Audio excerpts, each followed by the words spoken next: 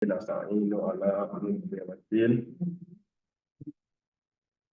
wassalatu wassalamu ala asyrofil anbiya'i mursalin wa ala alihi wa sahbihi ajmain.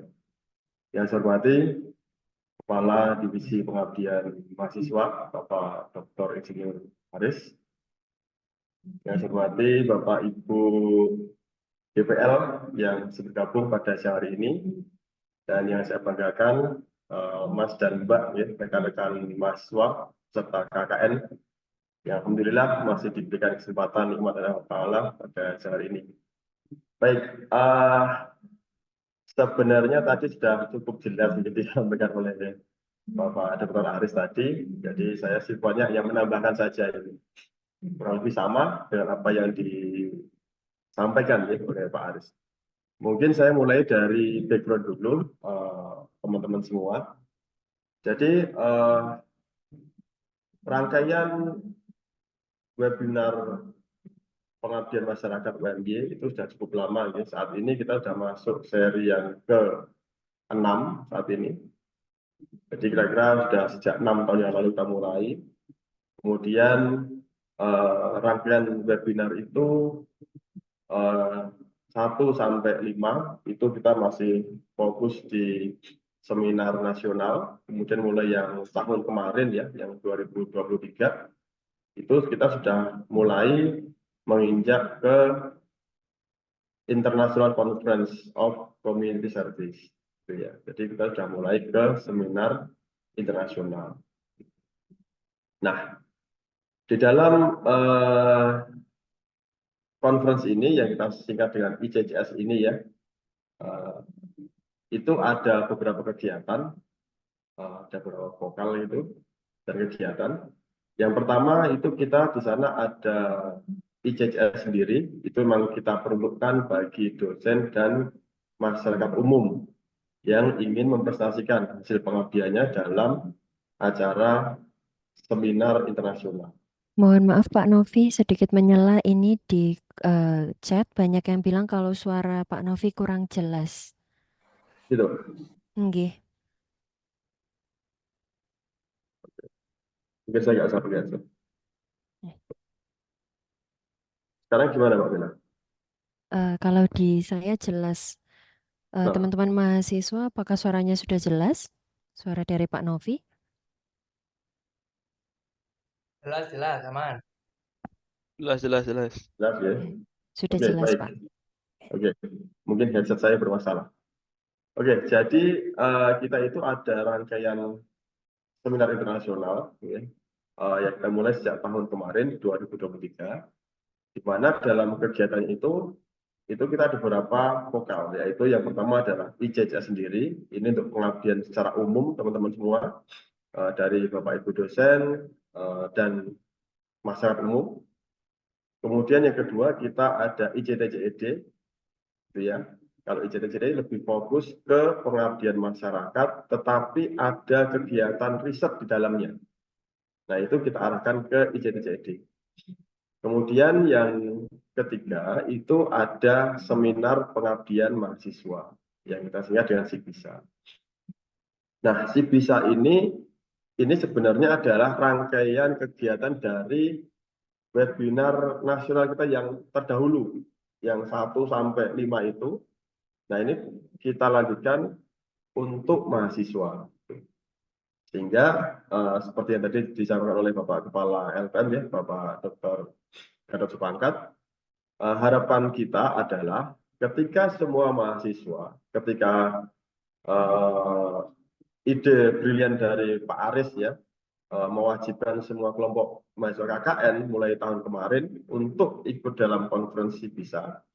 Artinya semua mahasiswa UMY itu pasti punya pengalaman menulis sebuah artikel ilmiah, dalam hal ini adalah hasil pengabdian masyarakat di lokasi KKN, yang dipublikasikan dalam sebuah prosiding nasional ber-ISSN.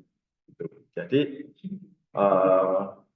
sudah lumayan bagus ini. Kalau untuk dosen sudah bisa untuk laporan kinerja dosen, ya. Nah, makanya adik-adik mahasiswa ini saya kira sangat beruntung ya, Pak Aris membuat program-program seperti ini. Gitu. Nah, selain dari rangkaian konferensi itu, baik yang nasional maupun internasional, itu kita juga ada rangkaian kegiatan expo juga, yang tahun kemarin sudah kita mulai juga, ada di Plaza Bintang. Jadi besok tanggal 28 dan 29 Juni ya 2024. Mohon teman-teman mahasiswa bisa menghadiri, kita ramaikan acara itu. Di acara itu kita akan banyak menyebar voucher jajan gratis, voucher belanja gitu. Dan nanti kita juga akan banyak menampilkan ya stand-stand dari UMKM binaan kita, kemudian dari mahasiswa dan juga dari industri-industri mitra kita. Gitu ya, ada di Lapangan Bintang tanggal 28 dan 29 Juni gitu ya. Nah, kemudian rangkaian seminarnya itu ada yang offline dan ada yang online gitu. Nah, untuk si bisa sendiri ya, ini kita sudah sepakati bersama itu pelaksanaan seminarnya itu dilakukan secara online. Tadi sudah disampaikan oleh Pak Aris bahwa teman-teman mahasiswa diminta membuat video presentasi ya, yang nanti saya sampaikan sekilas aturan mainnya seperti apa. Nah, video yang Anda buat itu besok akan kami kelompokkan dalam parallel session.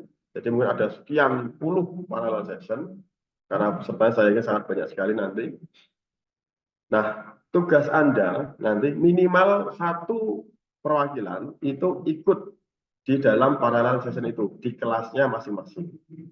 Karena nanti akan kami putar video yang sudah Anda upload di parallel session itu, dan nanti setelah diputar videonya, dilanjutkan dengan sesi diskusi.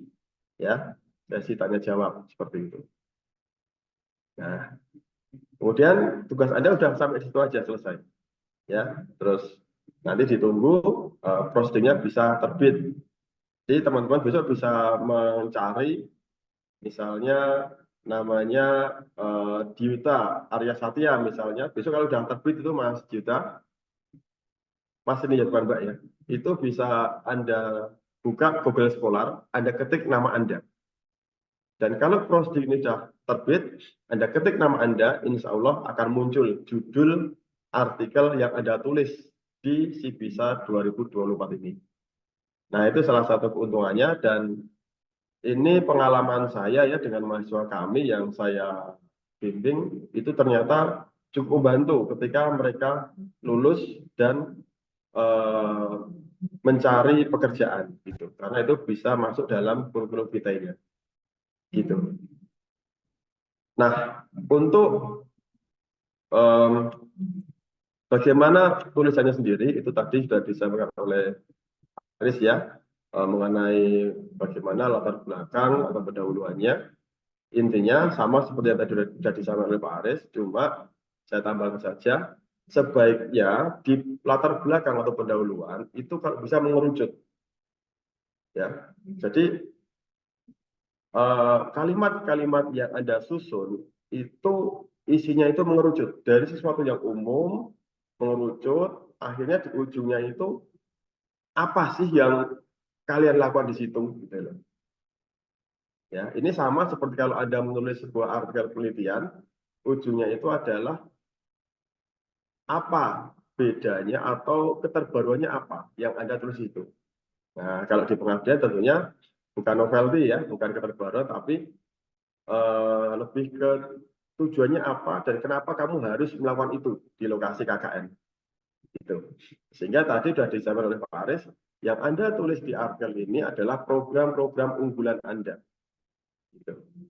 Ya, dan seharusnya hasilnya luar biasa karena itu program unggulan yang sudah Anda lakukan. Gitu ya, di bagian pendahuluan ini. Gitu. Nah, kemudian untuk metode sama seperti yang tadi disampaikan Pak Aris, mohon lebih banyak bermain data ya, dan data itu bisa Anda sampaikan dalam bentuk silahkan bar chart boleh, dalam pie diagram boleh, silahkan. Dalam bentuk grafis juga boleh. Ya, kalau Anda menginginkan ada foto kegiatan, ya karena ini publikasi pengabdian, ya 1-2 foto boleh lah, ya, atau satu aja, satu foto kegiatan yang menunjukkan aktivitas Anda di sana, saya kira tidak apa-apa. Tetapi jangan terlalu banyak fotonya, malah tidak ada data yang Anda sampaikan nantinya di bagian data dan analisa di sini. Ya. Nah, silahkan. Jadi, sampaikan saja nanti metodenya seperti apa, apakah PRA atau apa. Kemudian di bagian hasil dan pembahasan, di sini berisi tentang data-data yang Anda peroleh, gitu ya. Silahkan nanti dieksplor lebih jauh. Nah, dalam penyajian itu sebaiknya begini, Mas dan Mbak sekalian. Anda membuat sebuah paragraf pendahuluan di atas diagram atau grafik yang mau Anda tampilkan. Ya, misalnya singkatnya itu berikut adalah data hasil data peningkatan, misalnya pendapatan masyarakat, bla bla bla gitu. Nah, terus di bawahnya baru Anda munculkan tabelnya atau persentase apa gitu, terus baru di bawahnya itu Anda munculkan diagramnya. Nah, di bawah gambar atau di bawah tabel juga boleh ya, itu terus Anda buat uraiannya, analisanya, gitu ya. Jadi analisa itu muncul di sini atau pembahasannya. Silahkan Anda bahas sedetail mungkin apa dan bagaimananya di situ.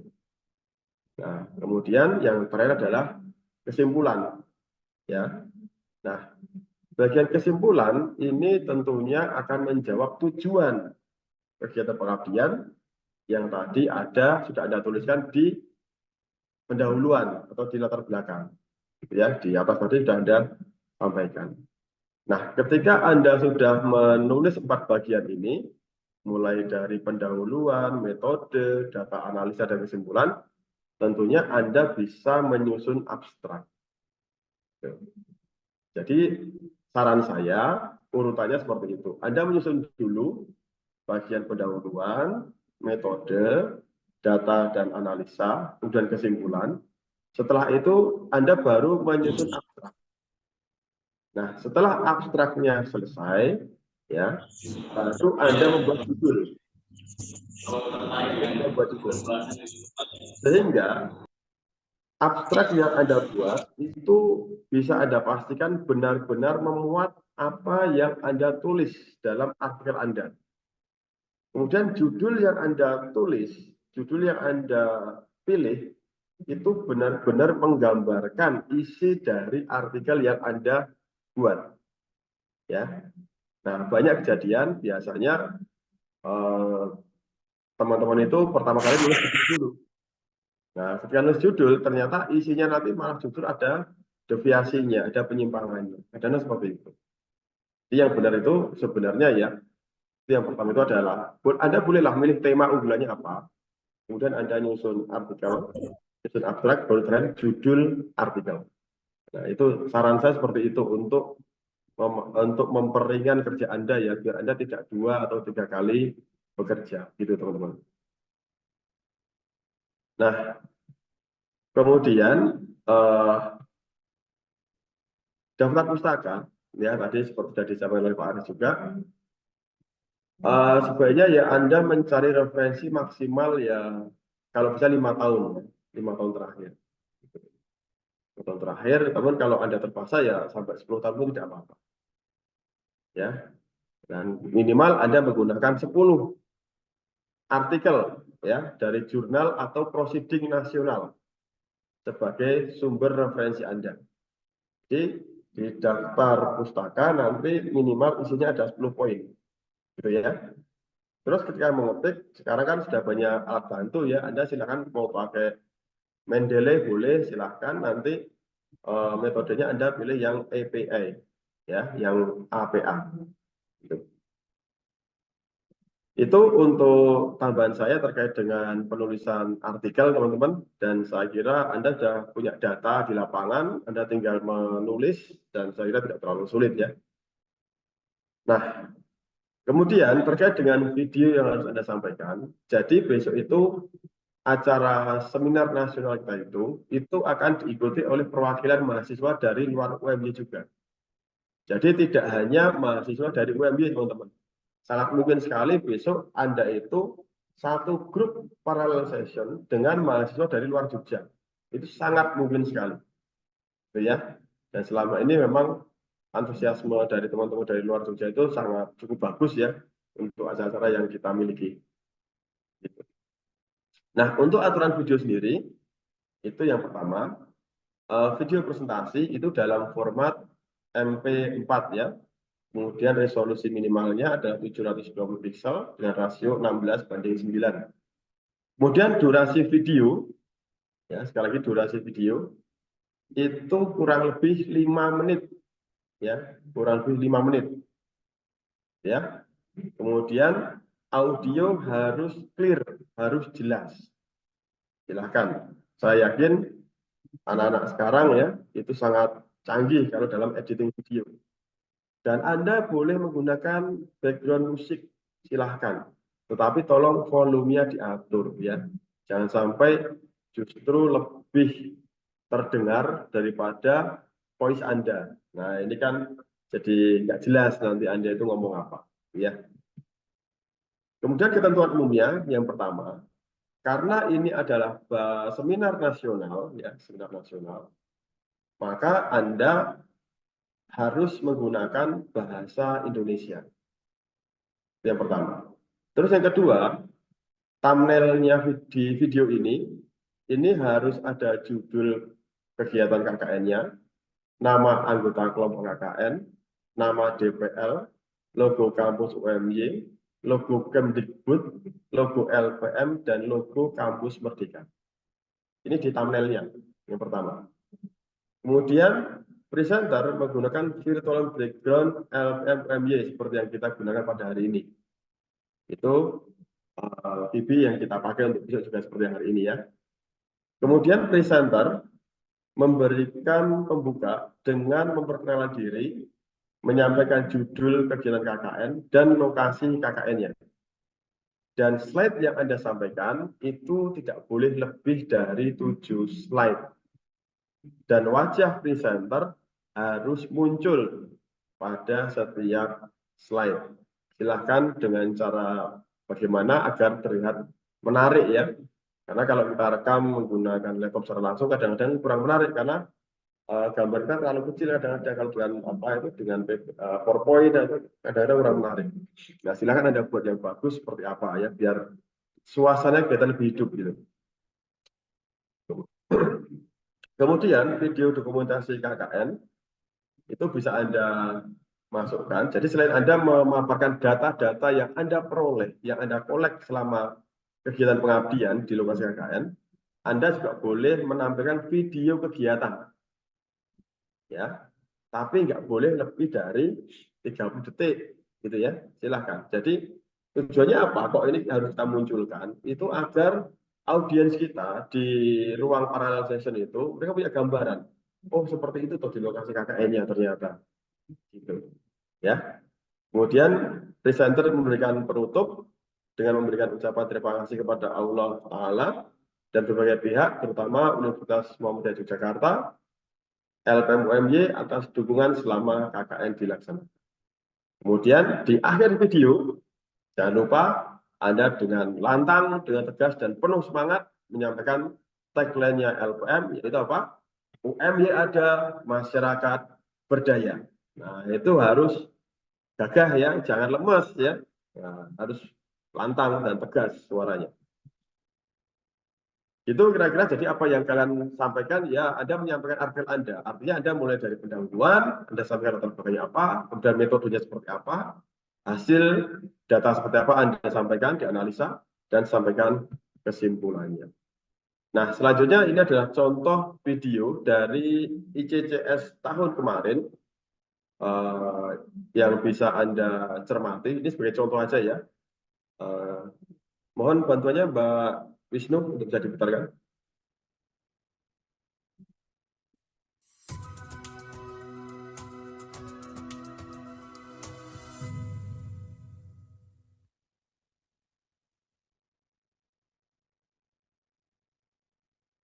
Bismillahirrahmanirrahim. Assalamualaikum warahmatullahi wabarakatuh. In the name of Allah, the most gracious and the most merciful.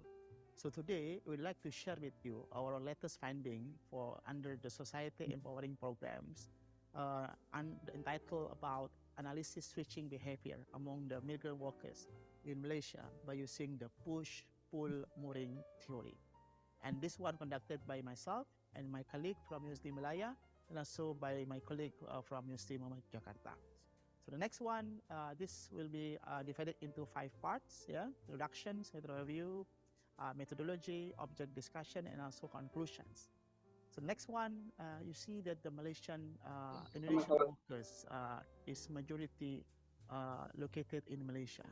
So almost 50% of the total migrant workers working in Malaysia right now, followed by the Saudi Arabia and also Taiwan.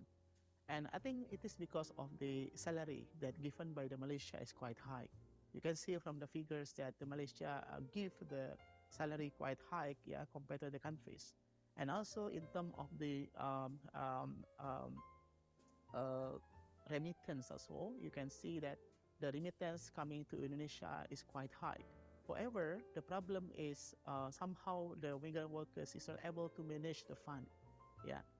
But they still eager to go to Malaysia for working, yeah, and also for managing some other activities.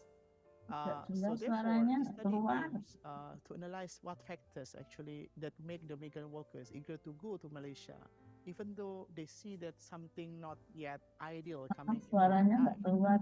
The next one, so we come with the theories, namely PPM, the push, pull, and moor effects. So basically, in short, these three theories basically tries to observe what make the migrant workers motivated to go to overseas, and what factors that make them also inhibited to go to Malaysia, and the third, what make them attracted to go to Malaysia. So the next slide, you can see that there's the methodology. So we divide it into 3 reflective variables: the push variable, the pull, and moor variables.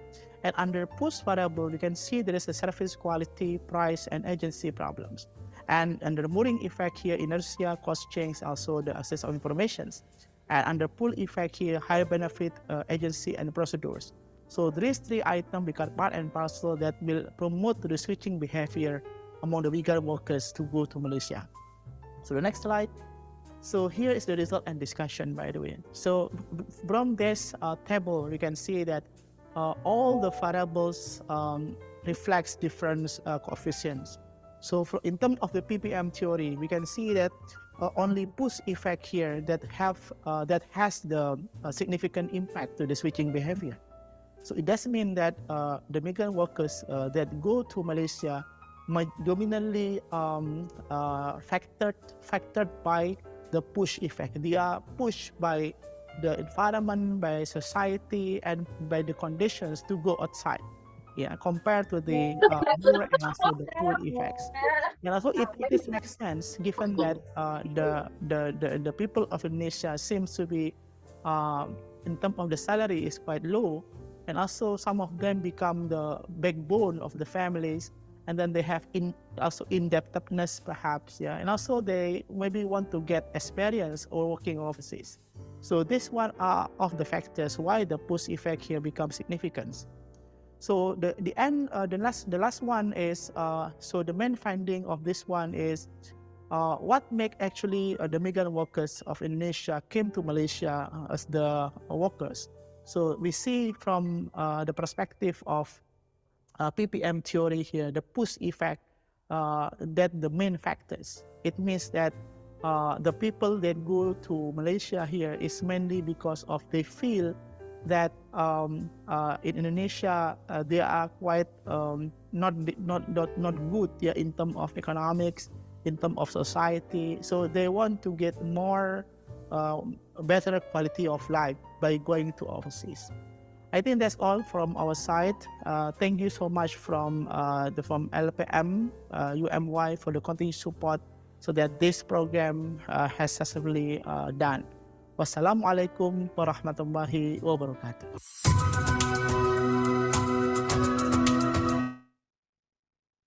Ya, itu tadi contohnya kira seperti itu, ya. Tapi sekali lagi yang untuk teman-teman mahasiswa tidak perlu dalam bahasa Inggris, ya. Anda boleh dalam bahasa Indonesia karena yang Anda ikuti besok adalah seminar nasional. Itu kira-kira yang dapat saya sampaikan untuk kesempatan siang hari ini. Terima kasih. UMY ada, masyarakat berdaya. Assalamualaikum warahmatullahi wabarakatuh. Waalaikumsalam warahmatullahi wabarakatuh. Waalaikumsalam warahmatullahi Terima wabarakatuh. kasih Pak Novi atas penyampaian materinya. Acara selanjutnya yaitu tanya jawab bagi teman-teman mahasiswa. Apabila ada yang mau ditanyakan bisa raise hand terkait penulisan laporan akhir ataupun pembuatan video presentasi.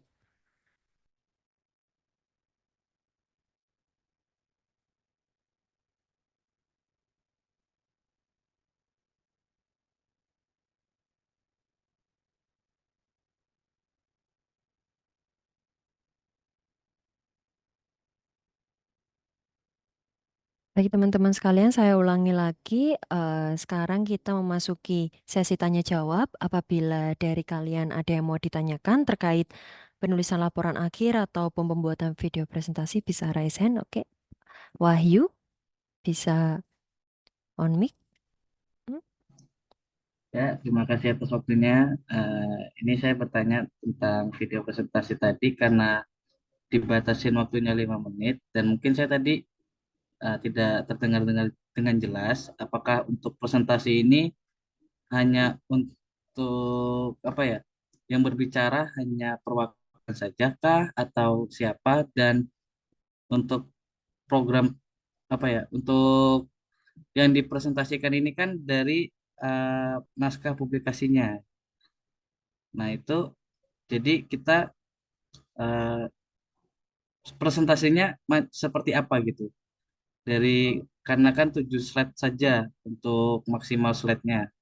Mungkin itu saja Kak. Terima kasih. Baik, Pak Novi bisa dibantu untuk menjawab. Ya, oke, terima kasih. Eh, jadi gini Mas, memang kita dibatasi 5 menit ya, karena nanti karena banyaknya peserta, jadi kita batasi 5 menit untuk presentasinya. Ini juga sama untuk yang international conference-nya, itu juga 5 menit juga. Nah, Anda dibatasi 7 slide, intinya itu Anda kami minta menyampaikan keempat poin itu ya. Yaitu yang pertama adalah pendahuluannya, apa yang melatar belakangi, kemudian bagaimana metodenya, bagaimana data dan analisa, data-data di kegiatan pengabdian Anda itu pasti ada kan? Dan yang ketiga bagaimana kesimpulannya. Jadi 4 poin ini harus muncul. Mengenai presentasi seperti apa, umumnya, lazimnya itu banyak menyampaikan masalah data dan analisa. Hasil ya, hasil dan analisanya. Lebih banyak di sana. Untuk apa kalau kita bicara persentase. Mungkin itu ya kira-kira yang apa terkait dengan video ya. Terus yang mempresentasi siapa? Silakan Anda tunjuk salah satu dari anggota tim Anda yang bisa maju sebagai presenter siapa? Silakan. Anda kan punya anggota antara 9 sampai 10 mahasiswa ya per kelompoknya. Nah, silahkan apakah sekretarisnya atau apakah ketuanya atau siapa? Bebas ya. Silahkan. Ya, baik Pak, terima kasih.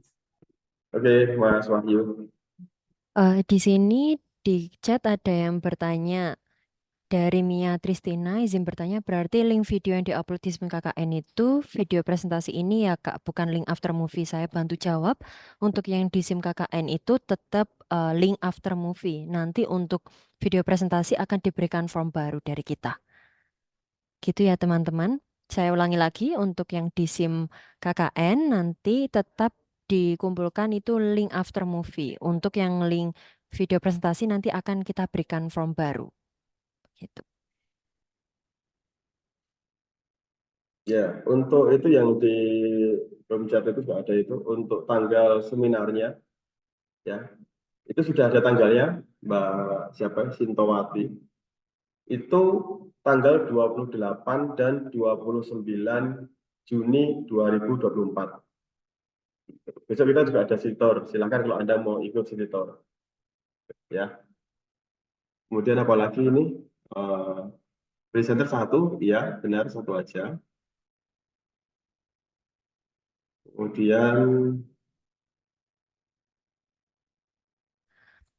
lagi. Ya.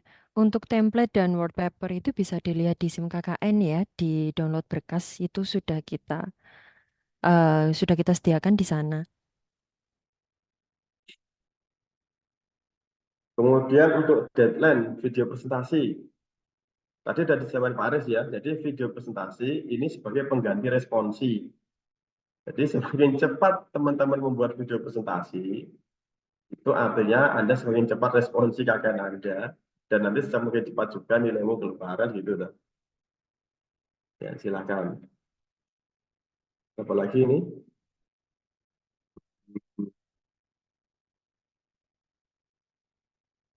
Untuk ini Mbak Bella, untuk pengumpulan laporan akhir, itu yang mengumpulkan ketua saja atau gimana di SIM KKN ini dari KKN mungkin bisa jawab. Ya, untuk pengumpulan laporan akhir itu nanti perwakilan saja, bisa ketua saja yang mengumpulkan di SIM KKN. Oke. Baik teman-teman, saya akan coba bantu jawab perihal logbook pengisian program bantu tadi berarti disatukan dalam Word naskah publikasi ya. Untuk logbook untuk program bantu itu memang diisikan di laporan akhir teman-teman. Jadi kan laporan akhir teman-teman itu bentuknya paper. Tapi setelah paper itu akan ada kolom logbook tersendiri. Nah, untuk program-program bantu itu dimasukkan ke dalam situ. Seperti itu ya teman-teman. Dan mengingatkan kembali bahwasanya template paper ini merupakan laporan akhir dari teman-teman yang bisa diakses di SIM KKN. Jadi tidak ada template khusus karena ini memang laporan teman-teman yang akhirnya dijadikan untuk dimasukkan ke conference. Seperti itu teman-teman semuanya.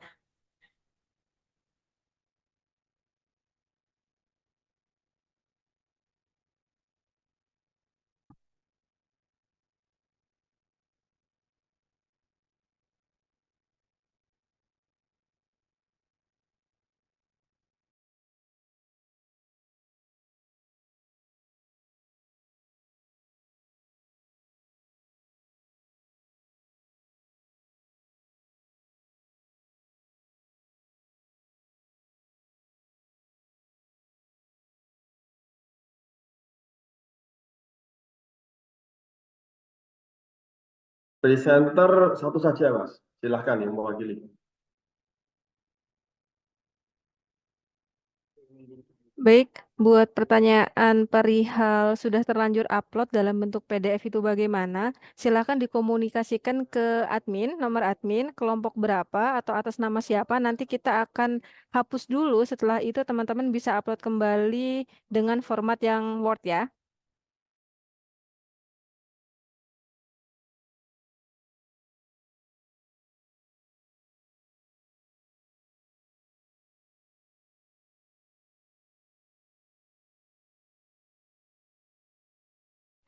Pertanyaan dari Mbak Mia Tristina. Berarti link video yang diupload di SIM KKN itu video presentasi ini ya Kak, bukan link after movie.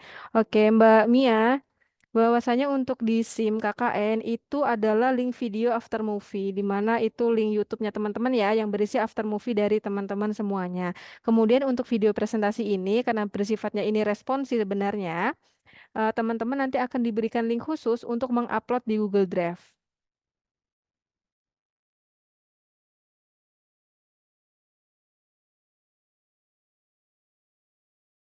Pertanyaan selanjutnya, kalau sudah terlanjur di print laporannya gimana Kak?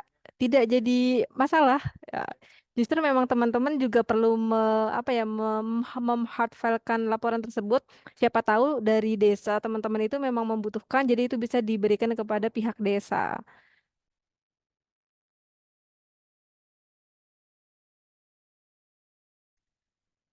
Pertanyaan dari Kak Adinda Salsa, untuk laporannya yang dicetak berapa dan ada ketentuannya tidak, misal seperti cover dan lain-lain. Oke, teman-teman semuanya, untuk hard file, laporan teman-teman itu silahkan di print jika memang teman-teman itu membutuhkan. Kalau misalnya dari LPM sendiri memang sudah terpusat di SIM KKN, seperti itu.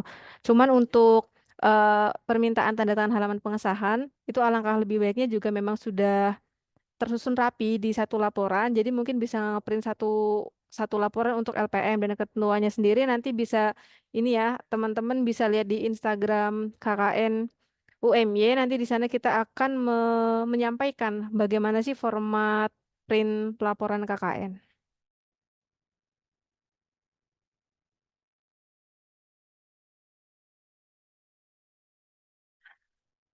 Ada pertanyaan dari Rofi Udin. Kak, maaf untuk laporan akhir berarti hanya publikasi saja ya. Untuk laporan yang kegiatan keseluruhan perlu dibuat juga nggak, Kak? Yang formatnya kayak tahun-tahun sebelumnya. Untuk laporan akhir hanya berbentuk publikasi ya, seperti format terbaru dan format yang lama-lama tidak perlu digunakan kembali. Jadi hanya yang publikasi aja, yang terbaru. Oke, betul sekali dari yang dijelaskan sama KMC ya, bahwasanya ini adalah laporan versi terbaru kita, yaitu bentuknya paper. Jadi sudah tidak ada laporan yang berjilid-jilid yang sangat banyak itu, tapi sekarang sudah tidak ada, karena sudah digantikan dengan format paper.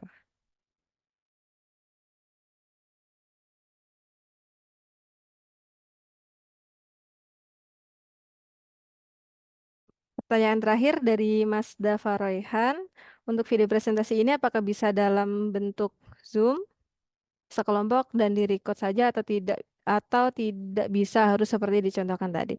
Oke, teman-teman, untuk videonya itu seperti yang sudah dicontohkan tadi ya, karena outputnya nanti video dari teman-teman akan diikutkan ke dalam konferensi nasional yaitu di Sibisa. Jadi memang harus seperti yang sudah dicontohkan.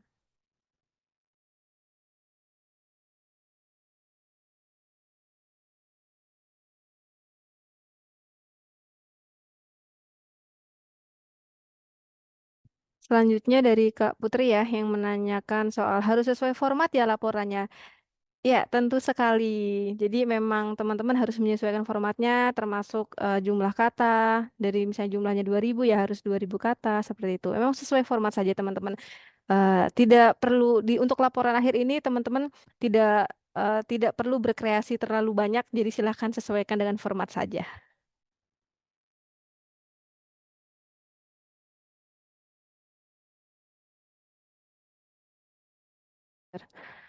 Mohon izin Pak Novi, mungkin bisa diulangi lagi kira-kira kapan si bisa ini akan dilaksanakan ya, biar bisa dicatat sama teman-teman semuanya. Jadi rangkaian kegiatan kita untuk ICCS 2024 itu ada ICCS, ICTCED, kemudian ada Sibisa dan ada Expo UMKM. Itu tanggal 28 dan 29 Juni 2024. Ya, silahkan sudah datang rame-rame, ya, ajak teman-teman, gebetan, pacar, ibu kos, pak kos, silahkan. Kita akan banyak menyebar voucher belanja untuk di lokasi itu, gitu ya. Silahkan.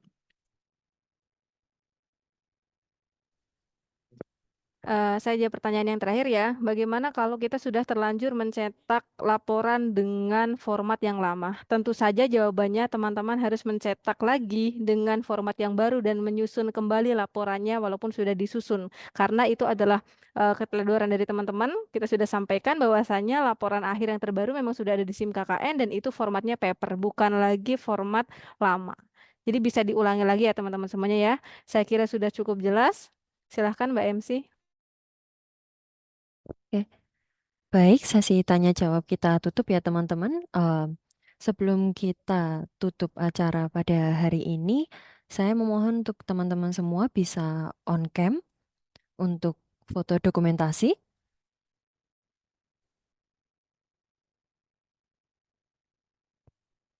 Oke. Barangkali ada teman-teman yang mau memakai hijab dulu atau siap-siap dulu. Oke, oke, oke. Udah siap ya untuk halaman pertama. Kita foto.